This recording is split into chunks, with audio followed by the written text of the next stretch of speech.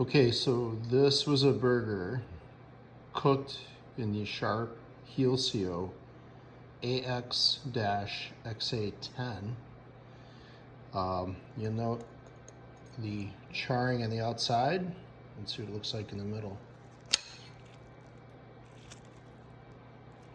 Oh wow, look how moist that is.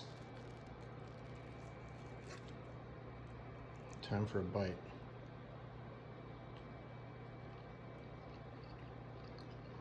Oh my God.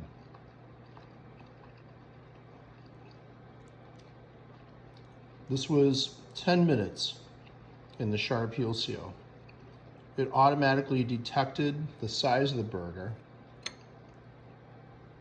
and cooked it perfectly, giving it a nice sear like you'd get on the grill. And yes, I know it's early for a burger, but this is just too good. Mmm.